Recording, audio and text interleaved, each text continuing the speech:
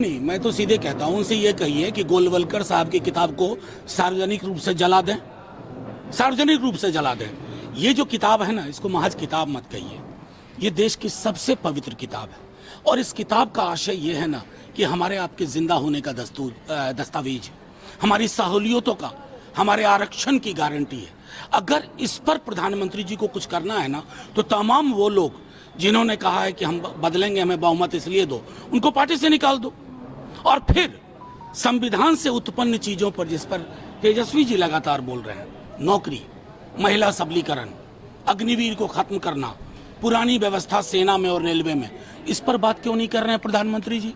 चुनाव तो इन मुद्दों पे होना चाहिए ना। तेजस्वी यादव ने नौकरी की बात की, 1 करोड़ रोजगार देने की बात की, लेकिन विपक्ष जो आपके विरोधी है वो कह रहे हैं कि 23 सीट पे चुनाव लड़ने वाले ये कैसे कर सकते हैं? उनको शायद मैंने पहले भी आपको ये सवाल किया, आपके सवाल का जवाब दिया था।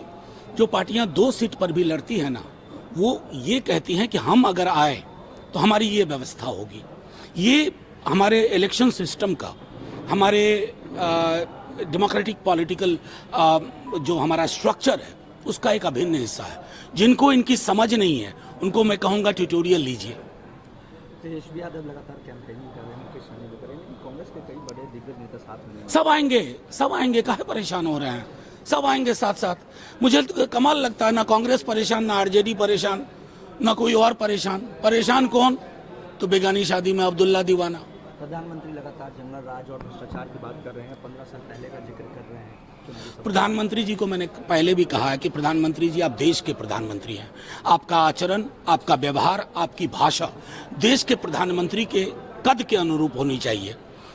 ये तेजस्वी जी किस चीज पे बात कर रहे हैं? नौकरी पे ना। 5 लाख नौकरी 17 महीने के अंदर, ये जंगल राज है, तो देश में आप भी ऐसा ही जंगल राज ला देते मोदी जी। आप तो ना ला पाए। 2 करोड़ नौकरी प्रति वर्ष का वादा था, सारे वादे हवाई हो गए, और अब आप मौलिक मुद्दों पर बात ही नहीं कर रहे हैं। उन्होंने ये भी कहा है कि जो नौकरी की बात तेजस्वी यादव करे, वो तो एनडीए ने पॉलिसी बनाई थी और उसी का क्रेडिट ले रहे हैं। तो देश में क्यों नहीं दे दिया प्रधानमंत्री जी?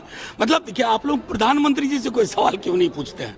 अगर तेजस्वी जी ने उनकी पॉलिसी पे नौकरी दे दी, आपकी तो अपनी पॉलिसी थी, देश भर में नौकरी क्यों नहीं दे दी? झूठ की भी एक सीमा होती है, और झूठ की एक बहुत छोटी उम्र होती है, वो उम्र चली गई। ममता बनर्जी को लेकर भी प्रधानमंत्री ने कहा है कि रामनवमी का शोभा यात्रा टीएमसी रोकना चाहती है। कौन बोल रहा है? आज सबसे पहले रामनवमी की आपको शुभकामनाएं दी, लेकिन राम कौन?